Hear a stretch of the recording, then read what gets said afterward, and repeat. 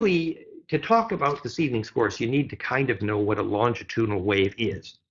Remember that most of magnetics are transverse waves. So all of the radios we use, they communicate by taking that high frequency and using the transverse or up and down component of the wave. That would be like this. See how this is going back and forth? That's a transverse wave. However, if you change that transverse up and down component to the longitudinal or compressional component, and the compressional component is like this. See how that's going compressionally up and down like this? Like sound waves are compressional, whereas electromagnetics are mostly transverse.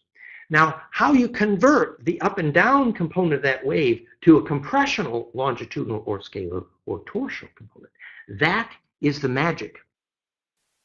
And a metaphor you can use to visualize to understand how that might work. Of course, they tell you, you take the wave, the transverse, and you travel that rotational wave, the transverse component, down a spiral on a cone. Visualize, remember our old metaphor, pine cones kissing noses. So when the transverse component goes down the spiral on the cone, it emerges without having lost inertia, called optimized translation of vorticity, how you define golden spiral if you're teaching hydrodynamics in college. So that translates the inertia from the transverse component down the spiral on the cone to a longitudinal component. So what went in as an up and down wave comes out as a compressional wave.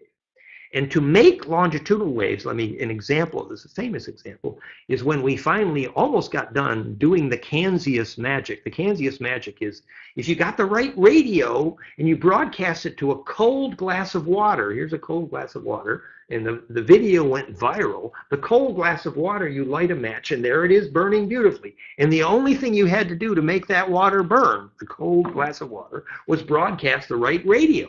It turns out the frequency Canzius used to do that went viral on the internet, was golden ratio exponent times Planck, the equation on the cover of my book, although Canzius didn't know it at that time. But the tricky part to make that work and save the world with energy, and this was our lab in Melbourne, was when you finally got the radio frequency right, the complex wave, you had to broadcast it down the right antenna to make a longitudinal EMF. And how did that antenna get shaped? It was a spiral on the cone. So do you see why it's so magical? And when Bearden spent half his life talking about the fact that it's longitudinal waves made from phase conjugation that do all the magic healing, Therify.net, he spent half his life trying to explain to people why longitudinal waves are so magic. So now that's why I scheduled this evening's course directly, because not only do we want to understand why longitudinal waves are bioactive, but we want to also understand that if you can get your attention translated in vorticity, you go down the yellow brick road to Oz, the spiral on the cone. If you can get your attention shifted from the crest of these waves, the transverse, down onto the compressional wave front, better even than Einstein, who when he learned to ride the wave of light, that's the day he discovered relativity, he learned to visualize what it was to be the wave. Well, you need to do something better than Einstein accomplished, because now he didn't know the difference, actually, really, because he never knew that longitudinal waves are how you make gravity. That's why he never figured out why an object falls to the ground. Quite sad. So what we need to do right now, or at least in this evening's course, is learn the lesson of what it is to translate your attention from the crest of the wave to the compressional front of the wave. Because that compressional longitudinal electromagnetic measurably goes faster than light.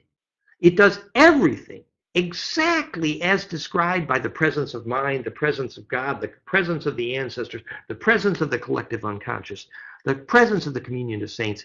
The longitudinal EMF goes faster than light. It's everywhere at once. It can do remote plasma containment, heat at a distance. It's literally the flame in mind.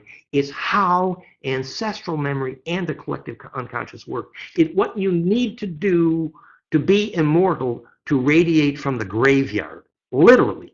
It's the electromagnetic physics of how to design a graveyard to enable radio to the collective unconscious. The key of all of that is this longitudinal wave mechanics. If you can get your attention on that wave, suddenly you can do what Jodie Foster did in the movie Contact. It was a dodecahedron, by the way. So the other metaphor we're going to use to understand, and we're going to play the pictures in a moment, of how to get your mind wrapped around that longitudinal wave, is to understand a tsunami. Now remember what happens when, let's talk about the tsunami off the coast of Japan.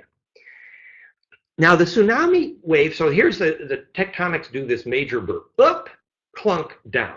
Now the wave that took off, traveling faster than a jet airplane, which is called a tsunami, going 500 to 800 miles an hour, you don't see hardly any of that wave on the surface. Now part of it, that's actually because it's rotating like this. And so it's a bit of a complex wave. We couldn't exactly call that longitudinal, but a major component of that wave, the part that's rotating, is compressional. But the metaphor that's really helpful to understand is the reason that wave killed X how many million people, the Boxing Day tsunami or the tsunami in Japan. The reason that wave killed so many people is when it gets close to shore, it does that spiral on the cone beak. So here's that compressional wave going past a jet airplane. Now it comes to the shore and it has to go up this inclined plane. It suddenly goes up the cone, and there's a translation of vorticity, and the inertia of that wave that was doing this suddenly emerges from longitudinal to transverse. Now the wave is going up and down, and the transverse wave at a distance, destroyed 500,000 people, died, whatever it was. So this is a metaphor to begin to meditate on how it is that Ingo Swann, when he was in the laboratory, he heated a thermistor, he lit a flame with his mind at a distance, and he did it through a Faraday cage. And that we talk about this so often, this is probably, you've heard me say this so many times, but the Bon Po and the Cherokee do it the same way. Until you lit the flame with your mind, you're not a shaman.